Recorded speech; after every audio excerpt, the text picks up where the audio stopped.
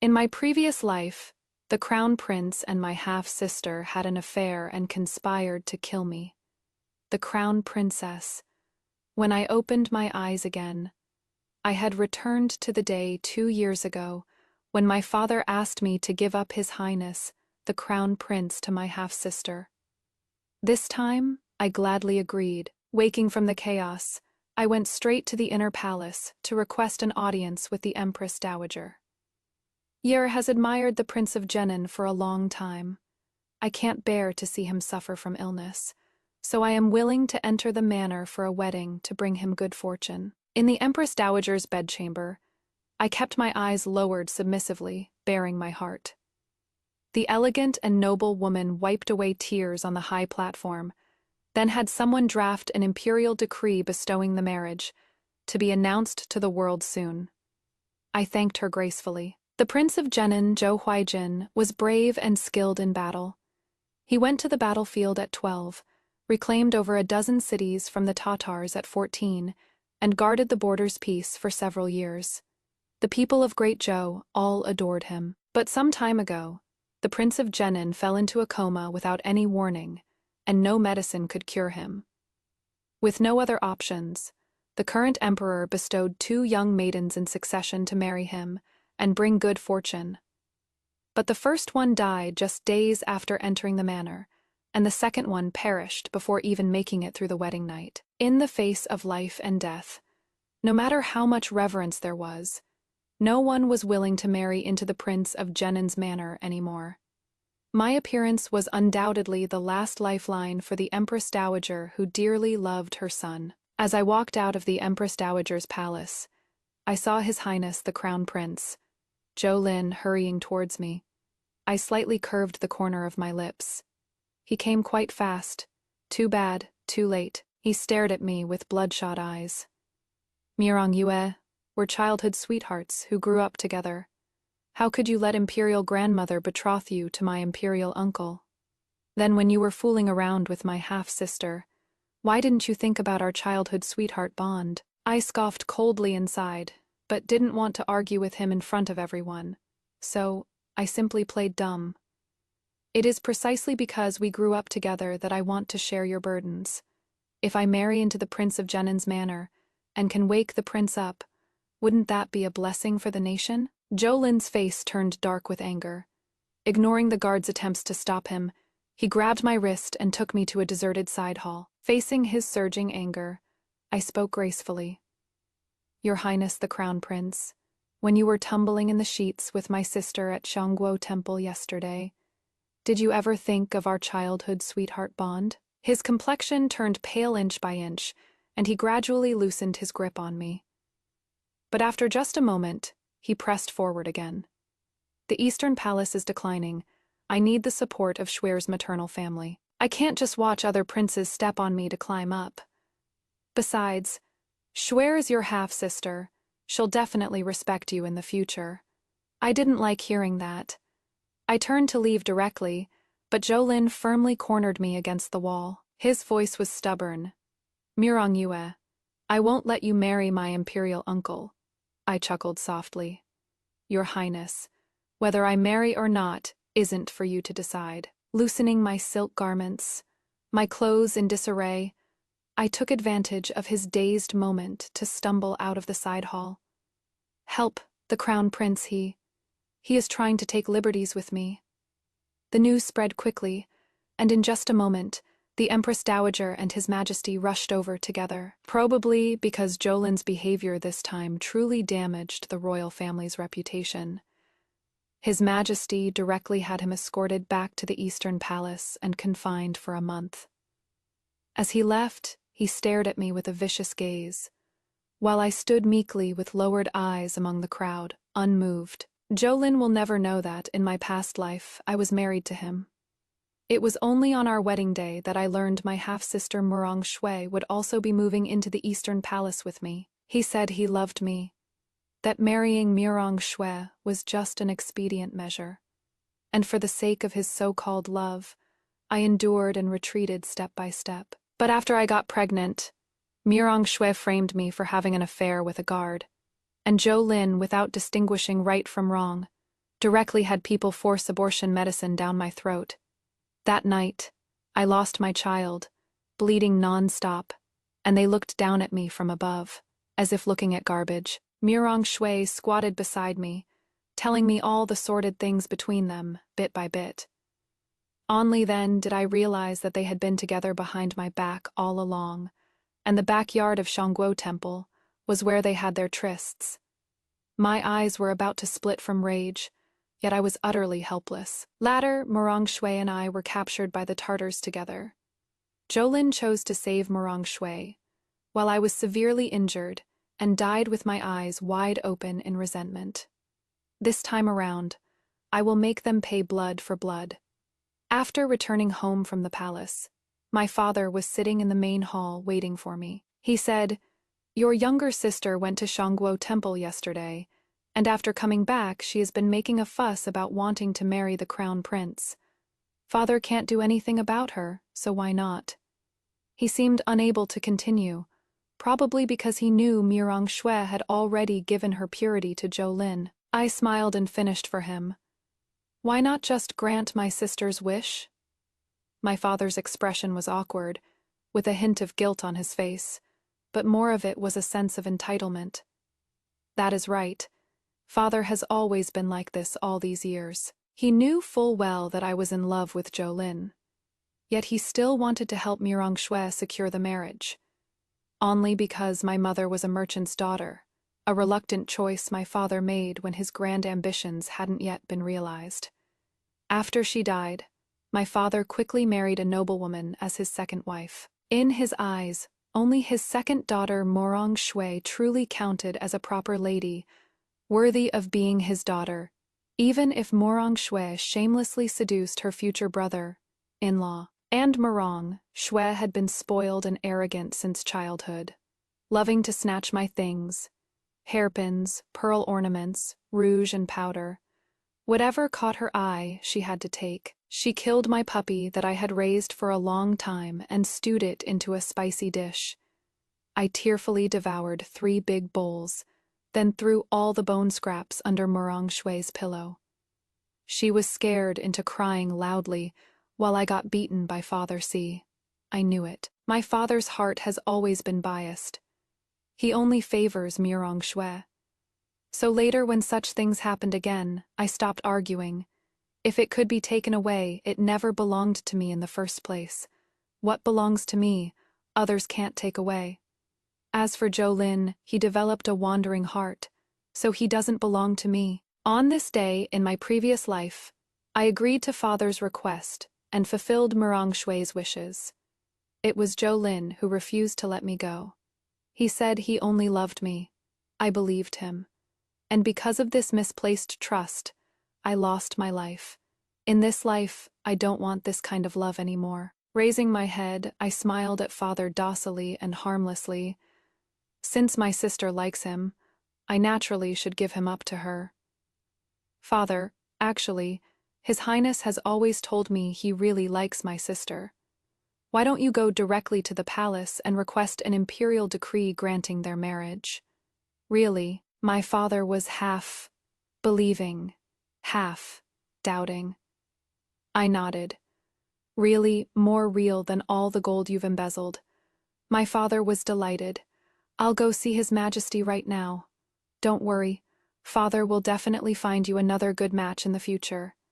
I smiled and lowered my eyelashes, hiding the coldness in my eyes. No need. I've already made plans for myself. If this place won't keep me, there'll be places that will. My marriage to the Prince of Jenin is already set in stone. Mirong Shui wants to marry the crown prince, but she'll probably face many obstacles. A tall tree catches the wind. His Majesty definitely won't let the Mirong family dominate alone. Even if he approves Mirong Shui's marriage to the crown prince, he'll never give her the position of crown princess. Sure enough, my father came back from the palace with nothing to show for it. Not only did he fail to settle Mirong Shui's marriage, he was also coerced and tempted by His Majesty into signing the marriage contract between me and Zhou Huaijin.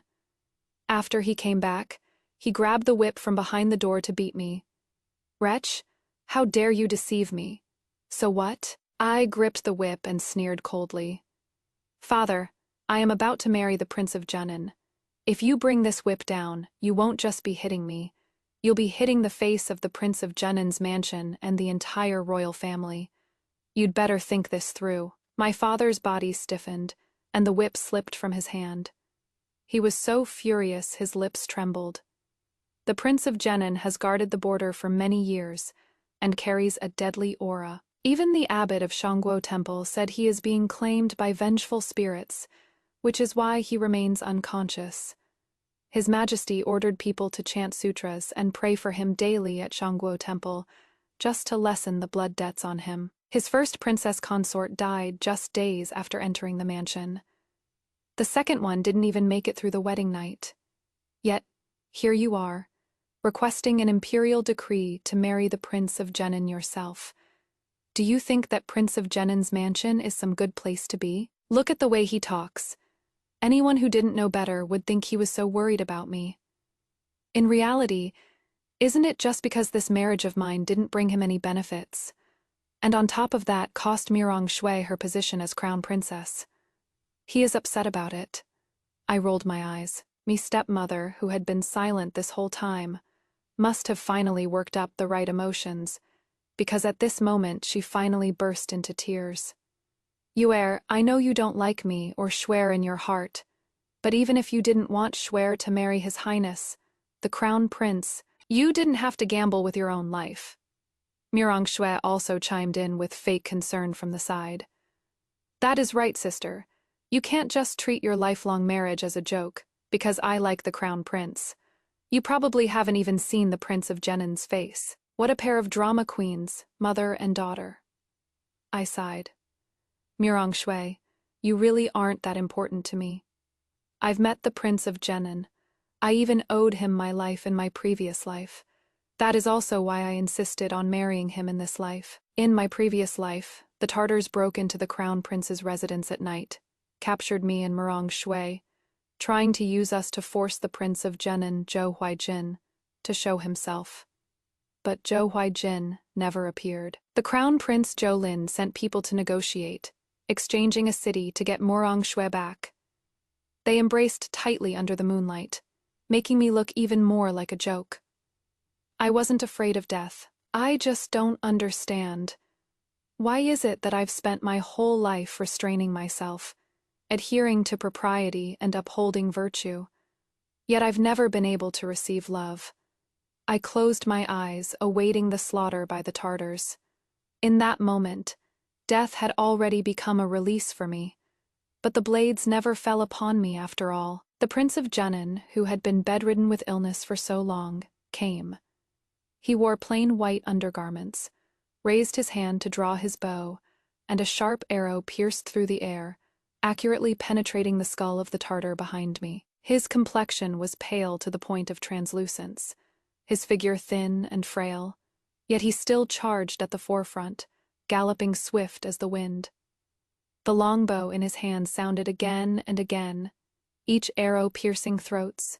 Every Tartar around me became a ghost under his arrows. He came to my side alone, stepping over corpses strewn everywhere, swept me onto his horse in one fluid motion, and said softly, "Don't be afraid." Warm blood dripped onto my face, and I clenched my fists. "Your Highness, you shouldn't have come. He was the god of war of Great Zhou. He shouldn't have risked his life for me. You suffered this undeserved disaster because of me. How could I not come?" His reply scattered in the wind, yet struck heavily upon my heart. Both he and I knew this was a trap the Tartars had set for him. Coming here meant certain death. But he still came. 10,000 arrows flew at once. He shielded me in his embrace, blood soaking through his plain white garments. The red was blinding and heart-wrenching. He clutched his chest, coughing violently, crimson blood foam continuously spilling from the corners of his lips. Yet he still refused to fall, only using his longsword to prop himself up, barely supporting his swaying body. In his eyes as he gazed at me, heart-wrenching agony churned, so thick it couldn't dissolve, nearly consuming him whole. He said, Sorry, I can't take you home anymore. But where do I even have a home? How could that place filled with betrayal and scheming be called a home? A cold arrow pierced through the air, fatal upon drawing blood. I used my body to block this fatal strike for him. Zhou Huijin, if only there were an afterlife. This was the last thought that crossed my mind before my consciousness sank into darkness. So when I truly felt the joy of rebirth, the first thing I did was ask the Empress Dowager to grant me marriage with Zhou Huijin. If no one would perform the wedding ritual to ward off his ill fate, then let me do it. He could walk into a certain death situation for me, so why couldn't I fight death for him? Father locked me in my room and stationed servants to guard the door. Who knows what he is trying to prevent? I lay in bed and slept soundly, and when I woke up, the moon was bright and the stars were sparse. Stretching lazily, rubbing my sleepy eyes, I lifted a calligraphy scroll on the wall, pushed open the hidden door, and after walking through the secret passage for half a quarter, I stood on the main street. This was the escape route. My mother had her trusted confidants dig for me after she realized father had divided loyalties. In my previous life, I married into the Eastern Palace, and this secret passage had no use. But in this life, it is quite suitable for sneaking out of the house. The long street was brightly lit. Crowds bustled about, and vendors stood shoulder to shoulder. I bought a stick of candied hawthorns and ate while walking forward.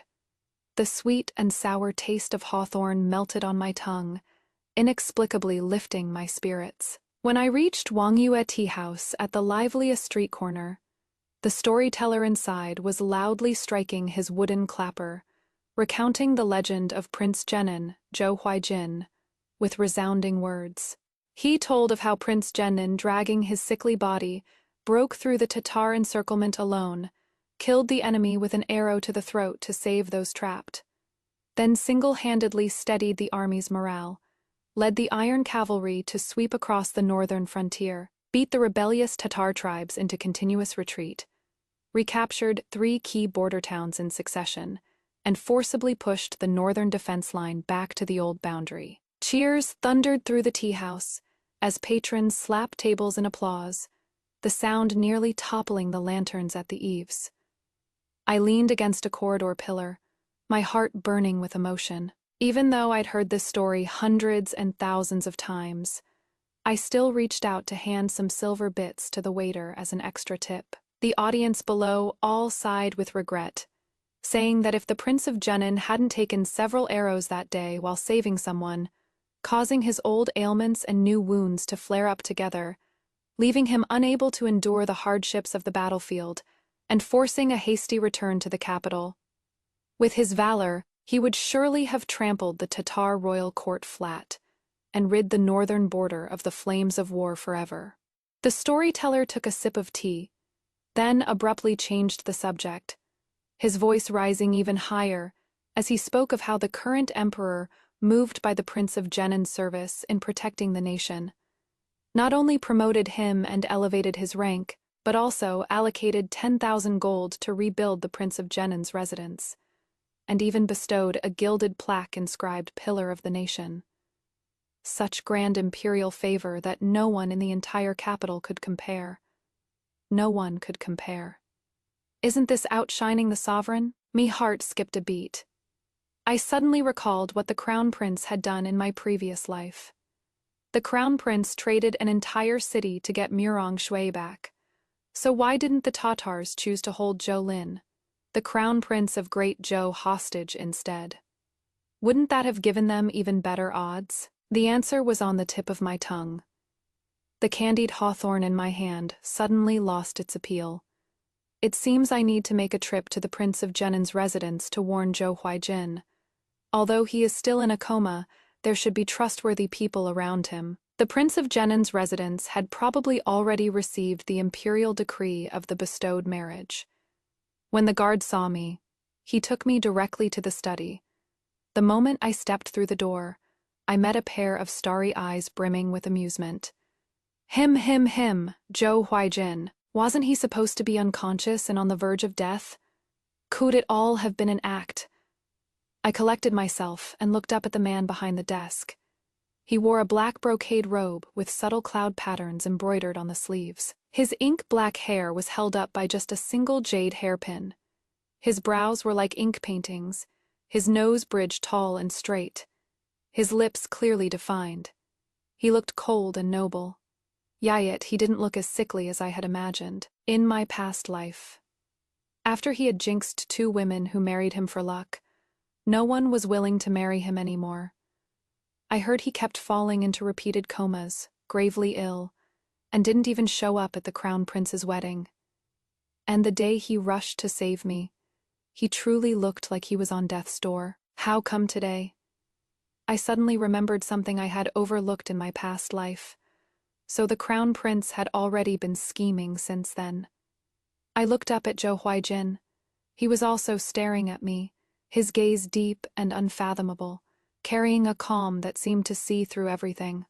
My brain short-circuited for a moment. My body involuntarily stepped back twice, and I nearly fell flat on my butt. He quickly stepped forward and grabbed my arm to steady me, the corners of his lips seemingly curving into a faint smile. I heard you have something to tell me. Being so close, I could smell the pine wood scent on him, exactly the same as when he saved me in my past life.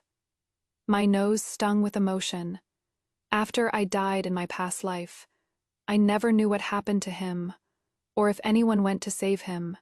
If everything was the Crown Prince's scheme, then he probably died alongside me under that rain of arrows. Unfortunately, it was so chaotic back then that I didn't even get a chance to thank him for rushing to save me despite everything. Fortunately, in this life, I won't marry the Crown Prince, nor will I put myself in such a helpless situation again, and I won't need him to risk his life to save me. On the contrary, because of rebirth, I now know many secrets unknown to others. I can save myself and Zhou Huaijin countless times. Your Highness, the Crown Prince is plotting to harm you. Zhou Huaijin raised an eyebrow at me. Such words shouldn't be spoken. The Crown Prince is the Lord, and I am the subject. If the Lord wants the subject dead, the subject has no choice but to die. I clenched my fists. A wise bird chooses its tree to nest in. Crown Prince Zhoulin's virtue is tarnished. He plots against his imperial uncle and will surely not be a wise ruler in the future. Evidence. Zhou Huaijin's voice was calm, as if he wasn't surprised by what I said. The medicine the Crown Prince had the imperial physician prescribe for you contains lingxi grass and gansui. These 2 are fine when used separately, but together, they enhance gansui's toxicity. Over time, the poison will seep into your organs and become incurable. Anything else? There is also, I recalled the place where the Tartars took me in my previous life. That should be one of their strongholds in Great Zhou. Yan'an Manor in the north of the city is a Tartar stronghold in Great Zhou. They've also infiltrated many spies into our capital. If your Highness doesn't believe me, you can send people to investigate. Zhou Huaijin's expression turned stern. Miss Mirong is merely a lady of the inner chambers. How could you know of such confidential matters? Do you know what fate awaits you if your information is wrong? Fate? Huh? It can't be worse than my previous life. Besides, I am about to be your princess consort, even if the information is wrong. Surely your Highness wouldn't leave me without a burial ground. And moreover, since I dared to come and tell your Highness, I am naturally certain the information is true. His Highness, the Crown Prince, and my half-sister are deeply in love. And it is precisely because of this that I discovered his collusion with the Tartars to murder you. I blamed everything on the Crown Prince. In my previous life at the Eastern Palace, even if I wasn't favored, I was still the Crown Princess, after all. In the residence, aside from the Crown Prince, I had the highest status. Because of this, I discovered many secret locations in the Crown Prince's study that I didn't think much of at the time, but now realize are quite significant. I told Zhou Huaijin all of this. As long as he investigates, or once he finds something, He'll naturally believe what I said. Zhou Huijin stared at me for a long while, then suddenly smiled. With this smile, his originally cold and hard features softened considerably in an instant, making him look much more approachable. It overlapped with the face he had when he saved me in my previous life. I stared at him somewhat dazedly. After he finished smiling, he lowered his head to look at me. "Me.Reborn, from requesting an imperial marriage decree to marry me, to telling me all these secrets now. What else is there about you that this prince doesn't know? Nothing else, right? I've said everything I could say. I can't exactly tell him I've experienced rebirth. Right? He'd think I've lost my mind. Wait," he said. "I personally requested an imperial marriage decree to marry him. He knows about all that." In an instant, my cheeks felt as hot as a burning potato. Zhou Huijin's expression visibly relaxed quite a bit. He looked at me, his tone lazy. "I'll have this prince's guards escort you back later, guaranteed to scare your father into not daring to touch you." Itsuke seems like he knows quite a bit about my family's affairs, but that is understandable. Being close to the emperor is like being close to a tiger. With His Highness the Crown Prince always running to the Me.Reborn household, Zhou Huijin as a subject would definitely need to know something to protect himself or climb higher. The guard named Baiji looked at me with a hint of disbelief in his eyes. Only then did I remember that tonight, after coming out of the secret passage and wandering the streets for a long time before arriving at the Prince of Genin's residence, my appearance probably wasn't very presentable, but thinking that Zhou Huijin might be faking his illness, his image as the God of War prince had also taken a hit in my mind. We're all the same, so whatever. As for the whole warding off bad luck thing, are we still getting married? Zhou Huijin's face suddenly turned pale. He covered his lips and coughed heavily several times, then opened his palm to reveal a patch of red, a wordless answer. Looks like the bad luck still needs some warding off after all. Leaving the Prince of Genin's residence and getting into the carriage, I was still praying that the information I brought could make Zhou Huijin be on guard against the Crown Prince, and not end up terminally ill like in my previous life. Although he was critically ill on that day, he could still draw his bow and shoot arrows, slaughtering until rivers of blood flowed while surrounded by the Tartars. But that is not right. Zhou Huijin's reaction just now clearly showed he knew there was something wrong with his medicine. Then why did he seem completely unconcerned, and even became critically ill as the Crown Prince expected in my previous life? Did he truly believe that if the ruler wants his subject dead, the subject has no choice but to die? Or did he simply not care about his own life or death? Whichever it was, neither is the outcome I hoped for. I only wish for him to live safely and smoothly in this life. When I got home, my father was already waiting in the main hall holding a whip. When he saw me, he directly swung the whip at me. "Me.Reborn, you bastard, I told you to reflect in your room, yet you dared to sneak out and not come back all night. So what if you are marrying the Prince of Genin? He is about to die anyway. What do you have to be so smug about?" It seems he thought it over all night, and decided the Prince of Genin's manor couldn't serve as my backer, so he was going to punish me again too bad. I am no longer the Me.Reborn who let him push me around. I stepped back 2 paces to dodge the whip aimed straight at my face, when a figure flashed before my eyes and directly disarmed my father of his whip. "Baiji, was Lord Me.Reborn just about to hit our Wang Fei?" My father was so frightened, he immediately knelt on the ground. This humble official wouldn't dare. Me.Reborn rushed over from the back hall lifting her skirt, speaking without restraint. "Me.Reborn, you've really made something of yourself, staying out all night and bringing a man back, yet still dreaming of marrying into the Prince of Genin's manor. I think you are truly at death's door, and don't even know it." I let out a cold laugh. "At death's door? Ha! I think the one truly at death's door is you, Me.Reborn." Baiji flicked and retracted the whip in her hand, binding Me.Reborn up tightly in one swift motion. She immediately froze in place, trembling all over with fear, not daring to move even half a step. The people around Zhou Huijin had all walked through mountains of corpses and seas of blood, all carrying the same iron-blooded ruthlessness as him. The prince has ordered, whoever dares to disrespect the princess consort will be taken directly to the Ministry of Justice prison. Second Miss Jiang, please come with us. Murong Shui was dragged away by the guards behind Baiji. Father and my stepmother, who arrived afterward, both knelt before me, desperately pleading, their postures extremely humble.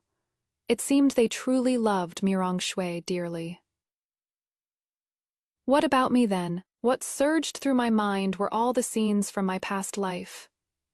Murong Shui humiliated me, tortured me, and even conspired with the crown prince to have me die miserably at the hands of the Tartars in the end. If I don't avenge this hatred, it will be hard to quell the resentment in my heart. I slightly curled the corners of my lips, my gaze falling on father, each word clear, bone, chillingly cold. Little sister is in the Ministry of Justice prison. At most, she'll just receive some punishment. It certainly won't cost her life. But father, you'd better be a little careful. Over these years, you must have embezzled quite a bit of my mother's dowry, right? On the day I marry, I hope father will give me every last bit of my mother's dowry. If anything is missing, I'll have the Prince of Jinan raze the entire Murong residence to the ground. Father was so furious he tried to get up to hit me, but when his gaze touched upon Baiji behind me, his body went limp again. Behind him, my stepmother was trembling all over, like a bird startled by the mere twang of a bow. Indeed, stepmother managed the household affairs, so she knew better than anyone exactly how much of my mother's dowry they had embezzled over the years. Stepmother's elder sister was a favored consort in the imperial harem. Her brother was the general of Zhenbei, and her late father had been a veteran minister serving 3 emperors, so their entire family held significant positions at court. This was also a major reason why the crown prince wanted to marry Murong Shui. But only after living a second life did I realize that so-called splendor was nothing but gilded rubbish, fine on the outside, rotten within. If my father hadn't embezzled so much over the years, in my previous life, they couldn't even have afforded Murong Shui's dowry, a life of licking blood off knife blades. How could it compare to the stability of a merchant family? Living a lifetime, people are all just seeking wealth after all. Me father is. And so is His Highness, the Crown Prince. Of course, same here. With money, all problems can be solved. Having no desire to get entangled with father and my stepmother anymore, I bid farewell to Baiji and headed straight back to my own courtyard. It wasn't until I sat on the small couch that the tangible sense of reality finally brought me a feeling of exhilaration. Fortunately in this life, I planned for myself early on, and barely managed to get what I wanted. My wedding with the Prince of Jinan was set for 7 days later. During these days, father continuously sent the dowry my mother had prepared for me in advance to my small courtyard. I had a list in my hands, which my mother had left in the secret passage of my room. Every time an item was delivered, I would mark it off on the list. For each day the dowry remained incomplete. Murong Shui would have to stay an extra day in the Ministry of Justice's prison. To save Murong Shui, my stepmother desperately tried to gather the portion she had embezzled. She even secretly went to beg her own elder brother and elder sister for help. It seems my father still left himself a way out. He didn't dare expose the gold he had embezzled. Well, of course, when it comes to matters that could cost one's head, one must be extremely cautious. However, because of Murong Shui being thrown into the Ministry of Justice's prison, father, my stepmother, and those servants in the mansion who were used to treating people based on their status all became much more restrained toward me. Perhaps they were afraid I'd have them thrown into the Ministry of Justice's prison too. I don't look that fierce and unreasonable, do I? Who cares about them? Anyway, these past few days I've been eating well and sleeping soundly. My complexion is much better than when I just came back from rebirth. This day, I was in the courtyard taking inventory of my dowry when the little maid Lu Yue came running in from outside, wiping her tears. "Miss, Please don't get married. Okay. I was startled. What happened? Could it be that my stepmother is stirring up trouble again? Liu sobbed. The Prince of Jennan's mansion sent so many betrothal gifts. His previous 2 wives were just casually carried through the door. But this time he sent so many betrothal gifts for Miss. People outside are all talking about the 3 letters and 6 etiquettes, 4 documents and 5 gold pieces, 8 carrier palanquin, 10 miles of red dowry, a proper formal marriage. They also say that the Prince of Jennan truly has Miss in his heart. But, I ran outside before she could finish. The overwhelming red trousseau made my brain think for a moment that I was truly someone cherished. But thinking of what happened a few days ago, I immediately felt at ease. Zhou Huijin must have gone to investigate, confirmed that everything I said was true. So he is giving me so many gifts to express his gratitude. He is quite a nice person. I unconsciously curved my lips, while Liu Yue was stomping her feet anxiously. Miss, how can you still smile? The Prince of Jennan must think you'll die after marrying him. So he wants to give you more compensation. Let's not get married. Okay, let's run away. Yes, run away. Run to a place where no one can find us. I picked up Liu Yue and brought her back to the manor during the scorching summer when I was 5. That year, she was only about 3 years old. In the blink of an eye, we've both grown into adults. I teased her. All the land under heaven belongs to the king. Where could we possibly escape to? Liu Yue's tears fell down with a swoosh. Woo, miss. You can't die, you should run. I'll marry in your place. This silly girl. I won't die. Zhou Huijin is faking his illness. The reason those 2 women bestowed by His Majesty for the luck, bringing marriage died, was because they were His Majesty's people, trying to spy on information about the Prince of Jennan's manor, so they could only be killed off. I am different. Zhou Huijin and I are now grasshoppers tied to the same rope. On the wedding day, the Prince of Jennan's manor was very lively. The Empress Dowager and His Majesty both came. Even Crown Prince Jolin had his house arrest lifted and appeared at the grand wedding. If he hadn't been staring at me with such a chilly gaze, I think I would have welcomed him more. Supported by guards, Zhou Huijin, with a deathly pale face and gasping for breath, completed the wedding ceremony with me. Quite a convincing act. However, the fact that he could stay conscious was already enough to delight the Empress Dowager, and she bestowed 2 chests of gold, silver, and jewels on the spot to add to my trousseau. Probably because she thought my luck, bringing marriage, was working. But getting married is really exhausting. After going through all those elaborate rituals and procedures, I was so hungry I felt dizzy. I really envied Zhou Huijin, who got sent back to his room early to rest because of his health. When I was brought to the bridal chamber, I directly lifted the red veil, picked up the tea on the table and drank a cup. So refreshing. There were also several plates of pastries on the table. I took 1 piece from each plate to avoid eating too obviously and being seen by the wedding matron if she came in. But I have to say, the osmanthus cake is still the best, soft and chewy, leaving a lingering fragrance. I've loved eating it since I was little, but unfortunately, after growing up, I fell out of favor, and it has been a long time since I've had something this delicious. Let me have 1 more piece, just one piece after another. I could only comfort myself that I was just too hungry. When Zhou Huijin came back, I had eaten the entire plate of osmanthus cakes into my stomach. After he dismissed the guards who were supporting him, he closed the door and slowly walked towards me. His gaze held a hint of smile completely different from the sickly appearance during the wedding ceremony. It is just that his complexion was still a bit pale. Thinking about the time he coughed up blood before, it seems his body does indeed have some problems. I was a bit hungry. Zhou Huijin hummed in response. His long arms wrapped around me and pulled me tightly into his embrace. I struggled backwards, but he used the momentum to fall onto the bed with me. What are you doing? His fingertips brushed across my cheek. Of course it is doing what husband and wife should do. What? I sell my skills, not my body. even if we were going to. Do that? Isn't this a bit too fast? Just as I was about to struggle, he tilted his head slightly and brought his lips to my ear. The Crown Prince's people are outside. Oh, so that is it. I understood in my heart. Acting, huh? I am good at this. Staring at his pale complexion, I pushed him onto the bed with a backhand. Your Highness, tonight, this concubine will serve you.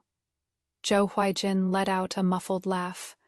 Then I'll trouble the princess. The candlelight flickered, the hibiscus curtains warm. Zhou Huaijin and I kept up the act for half the night, falling into deep sleep after becoming utterly exhausted. Waking up the next day, I was sleeping in Zhou Huaijin's arms. His eyes were closed, his large hand resting on my waist, the warmth burning. I unconsciously shifted a little. He held me tighter, murmuring like sleep talk. Yer, the Crown Prince's people haven't left yet. They really have patience. They can eavesdrop for an entire night. I didn't dare move anymore, keeping my eyes closed and curling up beside Zhou Huaijin, trying to minimize my presence. After a long while, I heard him chuckle. Time to get up.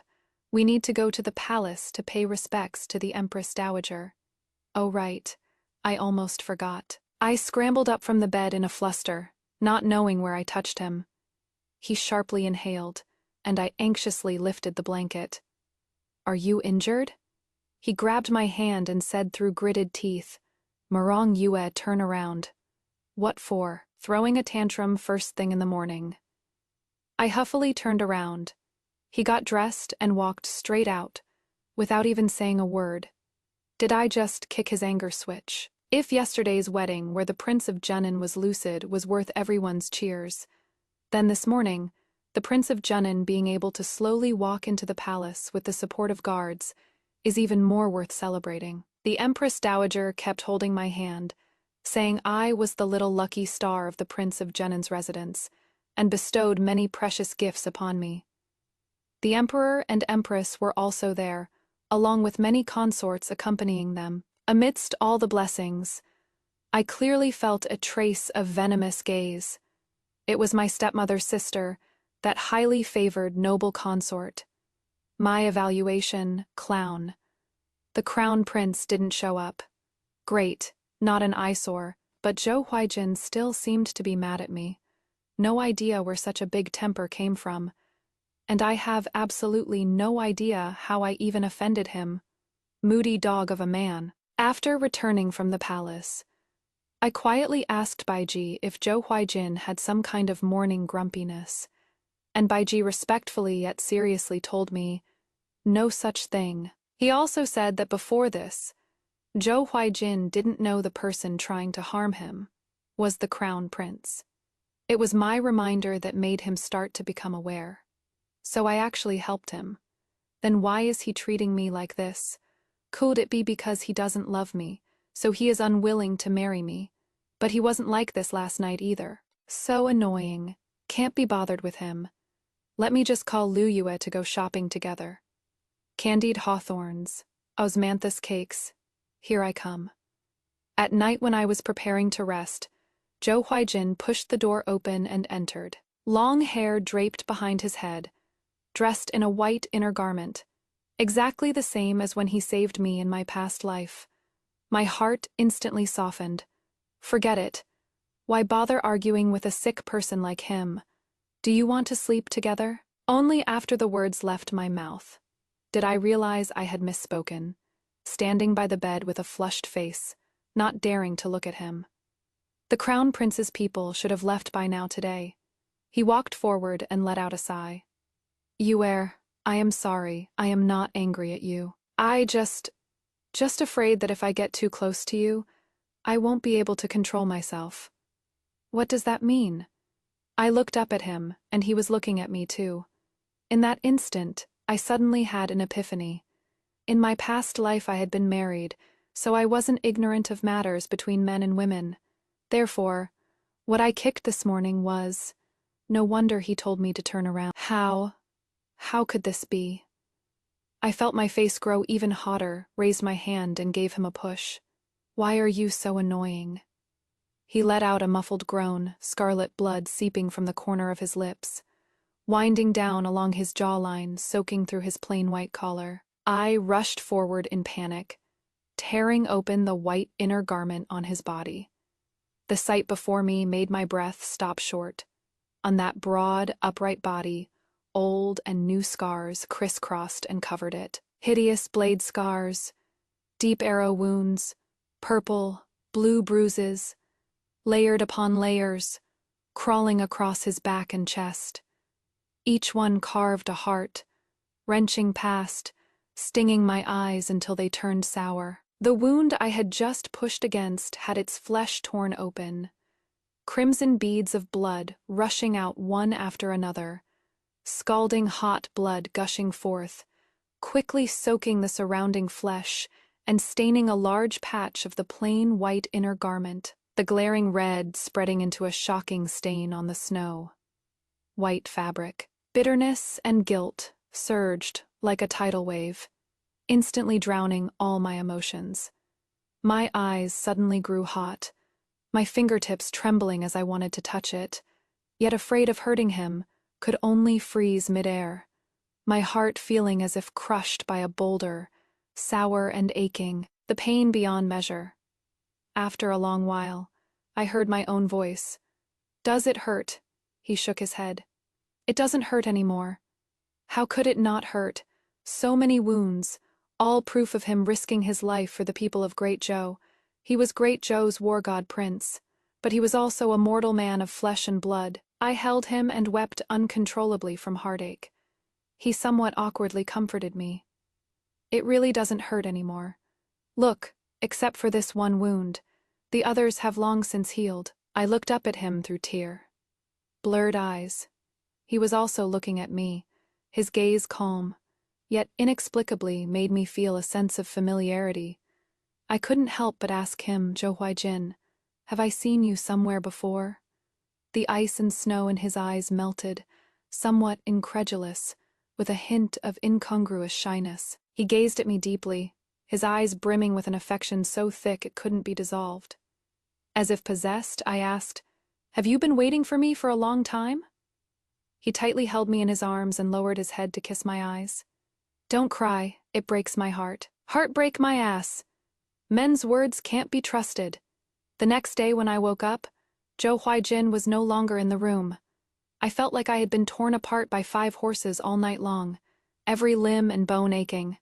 I don't even know how I ended up in bed with him. The way he devoured me didn't look like a sick person at all. I cried until my voice went hoarse, but it didn't bring back his senses, until I drifted off into a drowsy sleep. I still couldn't figure out where exactly I had met him before. I only vaguely heard him murmuring in my ear.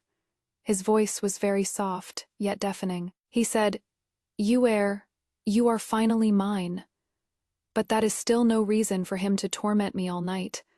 Cursing and grumbling as I sat up from the bed, I noticed there was now an exquisite jade puppy pendant bracelet on my wrist, looking very similar to the puppy I lost in my childhood. Did Zhou Huaijin put this on me while I was asleep?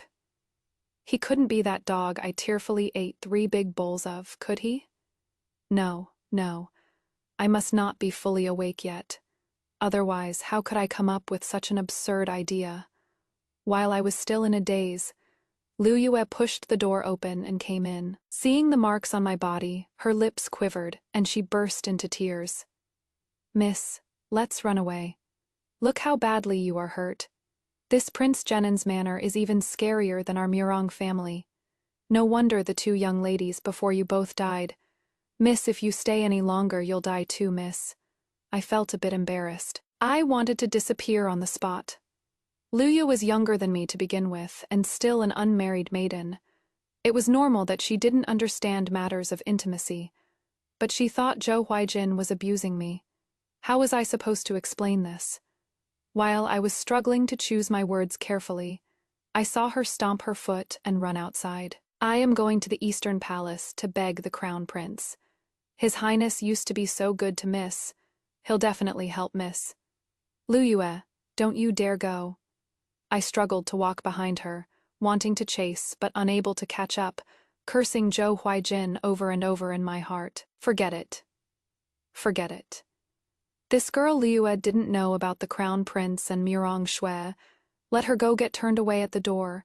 She'll definitely come back crying in a bit. I was originally planning to have other maids help me comb my hair, only to discover that in the entire vast Prince Jenin's manor, aside from a few guards and Zhou Huijin's wet nurse, there was actually no one else. It was the wet nurse who helped me put up my hair. It was also the wet nurse who told me that, as it turned out, Zhou Huijin had been sent to the Tartars as a hostage at the age of 3, and didn't return to Great Zhou until he was 9. The prince suffered a lot. The Tartars often abused him. If he hadn't been so sharp-witted, he probably would have died long ago. The only reason he could return to Dazhou was because the old emperor passed away at that time. The wet nurse wiped her tears as she spoke, and my heart ached more and more as I listened. I never knew Zhou Huijin had such a past. I always thought someone like him, so accomplished in both literary and martial arts, must have been carefully cultivated by the royal family. So it was all his own effort. How hard his life must have been. Then in my previous life, did he save me because he had been caught in the rain himself, so he wanted to hold an umbrella for me? I don't know. But I do know that Zhou Huijin is a very good person. After eating, I was leaning on the small couch dozing off when Liue burst in frantically. "Miss, something's happened."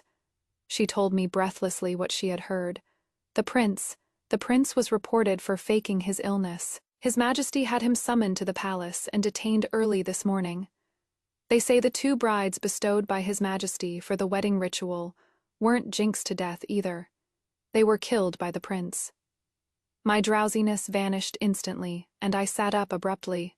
What is going on? Who told you all this? Carelessly discussing royal affairs can cost you your head. Liue shook her head in a panic. It is not careless talk. It was the Crown Prince.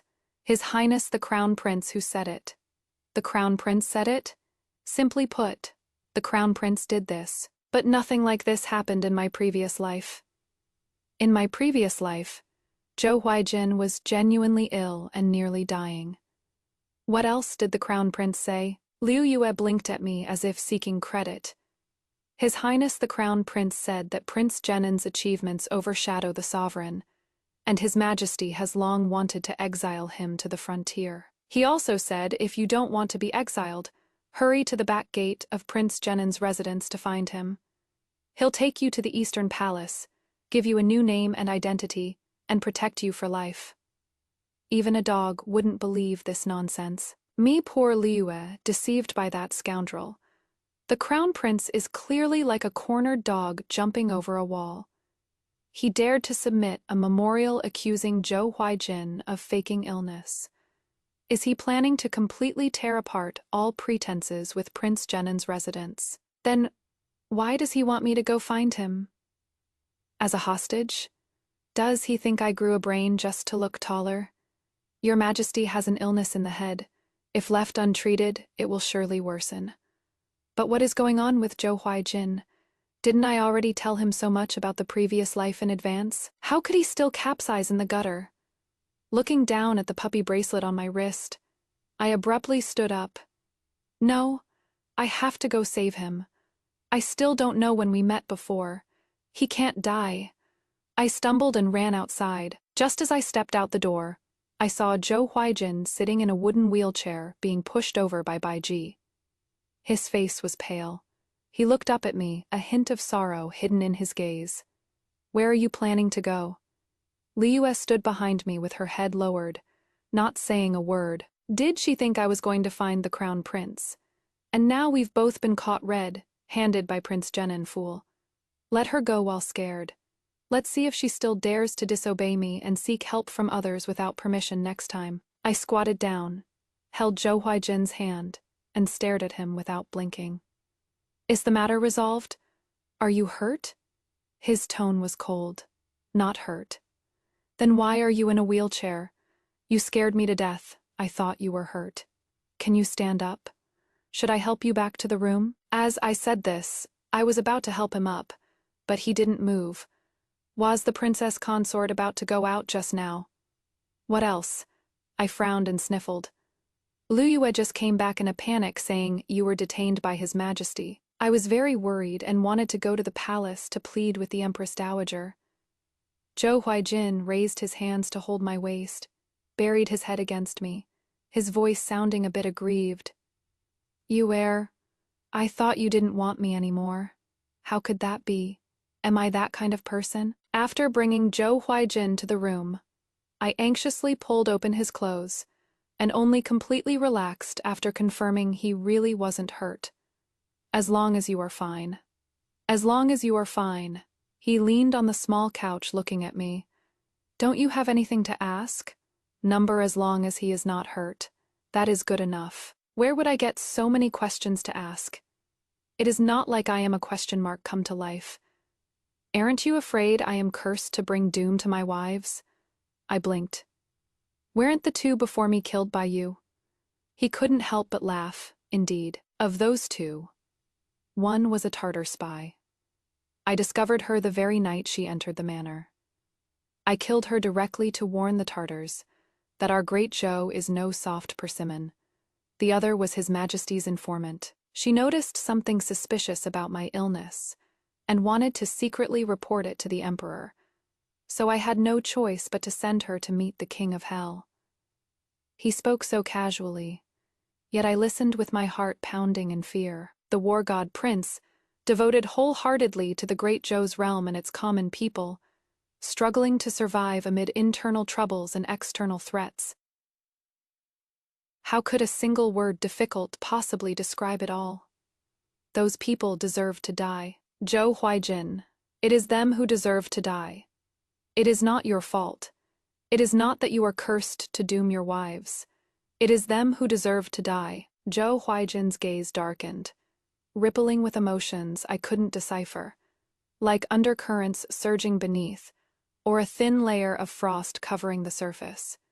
I couldn't tell if it was regret or something else. He remained silent for a moment, then suddenly raised his hand and pulled me forcefully into his embrace.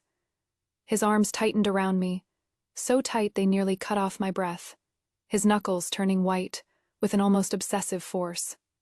The Crown Prince doesn't love you. I know. He doesn't love anyone, only power. Leaning against his slightly cool embrace, my fingertips curled gently, and a faint curve tugged at the corner of my lips. I don't care whether he loves me or not. I only care about you. Zhou Huaijin buried his head in the crook of my neck. Nothing like what happened today will ever happen again. I hummed in response. Then can you tell me now when and where exactly did we meet? He laughed heartily. Little Yue, don't rush. You'll remember eventually. If you really can't recall, I'll tell you. I hate men who keep me in suspense the most. On the day of returning to my maiden home, Zhou Huaijin accompanied me to the Murong residence. Father and stepmother were as silent as cicadas in winter. Murong Shui didn't dare breathe loudly. On the day of my grand wedding with the Prince of Genin, His Majesty assigned her to the Crown Prince as a secondary consort, still giving face to the imperial consort in the palace. Otherwise, she might have only become a concubine. The Crown Prince didn't object. See, how can serving a man with beauty ever last? Fading looks and waning affection are just a matter of time. But what does that have to do with me? Living this life again, I only wish for the safety of those around me.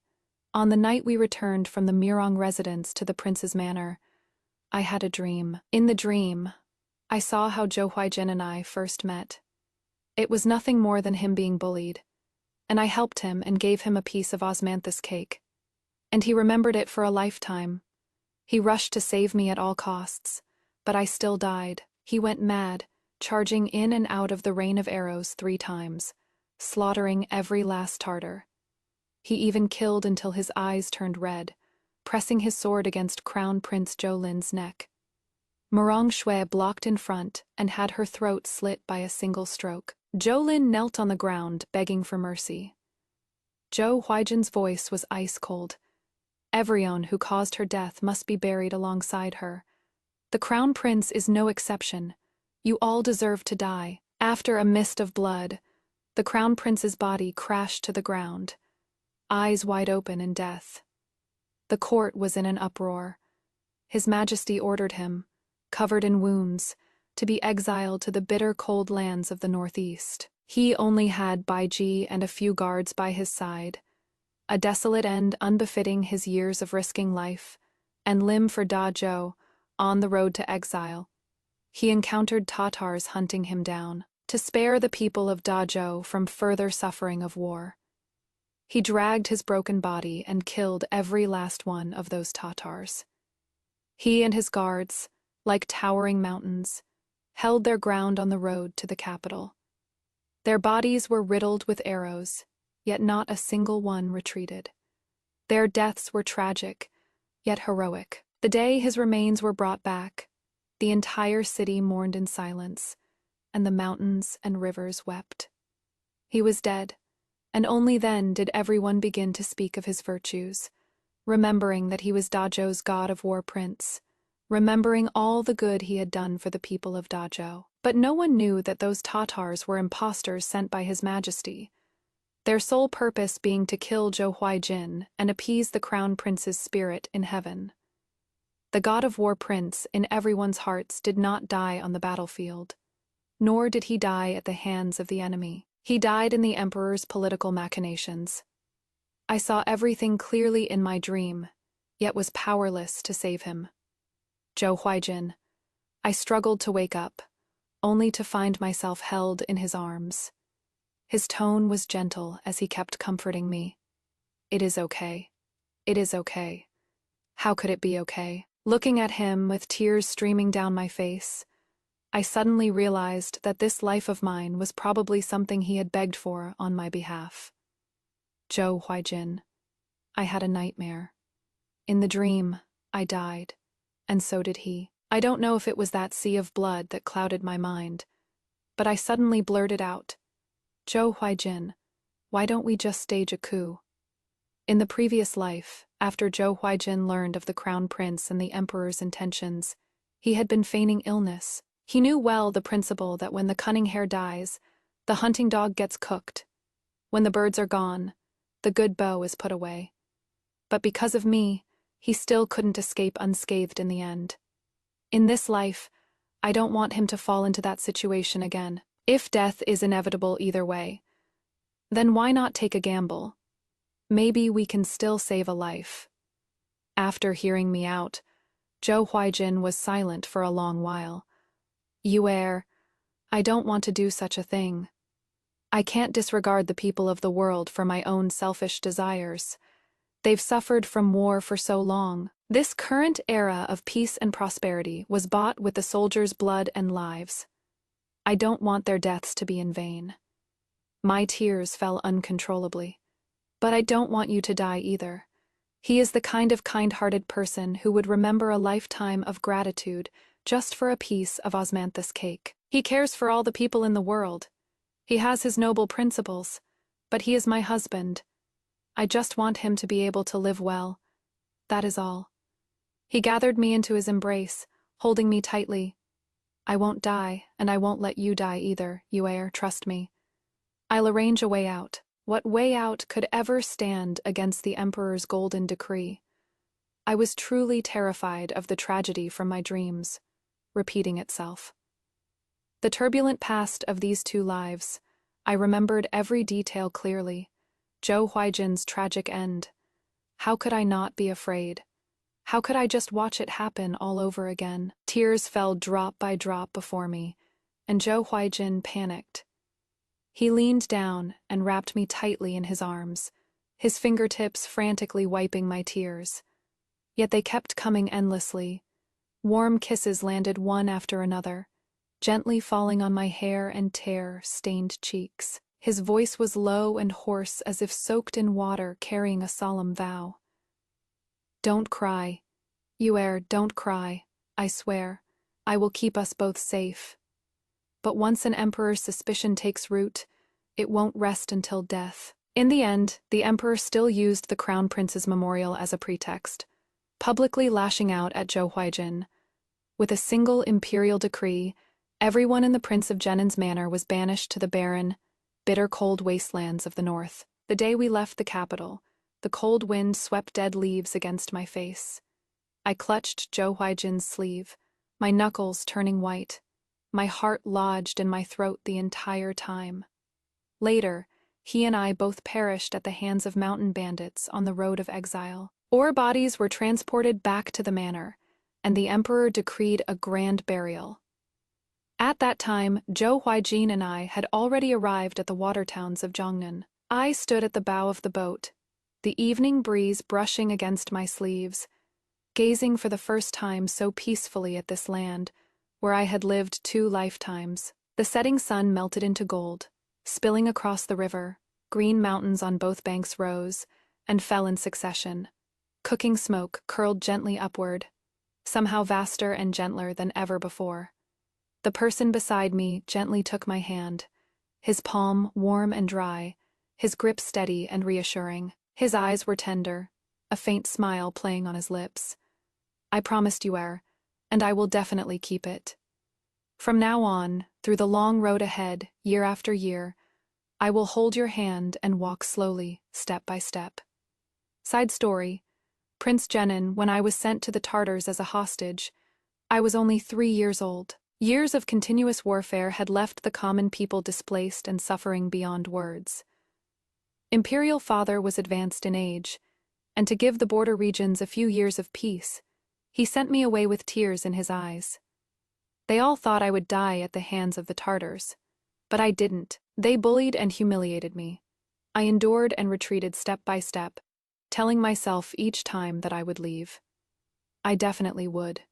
Finally, in the year I turned 9, Imperial Father passed away. The entire nation mourned together, and I was able to return to Dazhou, covered in wounds, barely clinging to life. I thought I would receive the best care, but it was quite the opposite. My return was like dropping a stone into the calm lake of the palace. It stirred up ripples of helplessness, one circle after another. I was placed in a remote corner of the palace. Everyone in the palace treated me as an ill omen, a freak who had returned from the land of barbarians.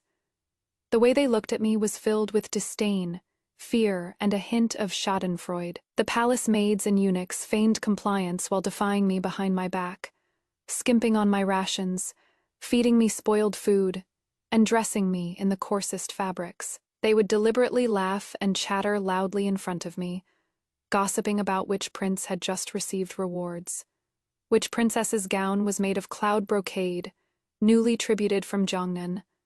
Their shrill voices, every single word piercing my heart like needles. I didn't care. Compared to the suffering I endured among the Tartars, these cold treatments and mockeries were hardly worth mentioning. But on that cold winter night, several uninvited guests came to my quarters. They surrounded me, making no effort to hide their malice. I heard there is a monster hiding in this palace who came back from the Tartars. Oh my, so this is that hostage. I thought she'd be something terrifying, but she is just a sickly weakling. I heard you learned quite a few tricks from the Tartars. Why don't you perform one for us? I raised my head and looked at them coldly, saying nothing. Me silence seemed to enrage them. Somebody reached out, grabbed my hair, and slammed my head hard against the edge of the bed. I let out a muffled groan from the pain, blood instantly seeping from my forehead. What surged more fiercely than the pain was the chill in my heart. The peace I bought for Great Joe with 6 years of my life has bred these arrogant wastes. Then what is the meaning of me being alive? As my consciousness blurred, I heard a soft, childish voice. The Empress Dowager is here. The people around me scattered at once. I saw that little girl in a pale pink palace dress, holding a puppy. She crouched beside me, her eyes red. Does it hurt? It doesn't hurt. Then why are you crying? Was I crying? Maybe because she was the first person in so many years to care whether I was in pain. This is for you to eat. She handed me a pastry wafting with osmanthus fragrance. I took a bite. So sweet, the most delicious thing I'd ever eaten. She and the puppy in her arms stared at me with wide eyes. So cute. After she left, I secretly went to see His Majesty. I requested to go to the frontier, and promised him I would drive the Tartars out of Great Joe's territory within 5 years. He granted it, and so I began a life of charging into battle. Amidst the clashing blades and mountains of corpses and seas of blood, that little girl named me.Reborn was the only solace in my heart. I would occasionally return to the capital and send people to inquire about her. They told me her puppy died, and she was very sad, but I had no way to help her, and she didn't need my help either. She had the crown prince by her side. This was fine too. At least she wouldn't be implicated because of me. Times had changed. I was no longer that hostage prince who could be bullied at will. I had become a thorn in His Majesty's heart. Outshining the sovereign is a great taboo. I understood. So, after driving out the Tartars, I chose to feign illness. The day she married the crown prince, I coughed up blood. It wasn't feigned illness. I was truly sick. His Majesty and the crown prince were very wary of me. They discovered I had inquired about the young lady, so they schemed to deceive her. And she fell in love with the crown prince, accepting all of this willingly. What could I do? I could only do everything in my power to protect her peace in this lifetime. But she still died right in front of me. I went mad. With only one thought in my mind, I would kill everyone to be buried with her. They all deserved to die. I deserved to die too. How could I believe someone who only cared about power and schemes could truly love her? On the road to exile, I suspected those Tartars were fake, because it was too coincidental, and because I knew the Tartars couldn't stir up such a big storm in such a short time. But I couldn't let my guard down. The people of Great Joe had just begun to live some peaceful days. My guards and I fought with our lives, exchanging them for a brief moment of daylight. The moment I closed my eyes, I saw the young lady coming to pick me up, smiling sweetly. I called out to her, "Yeah, wait for me."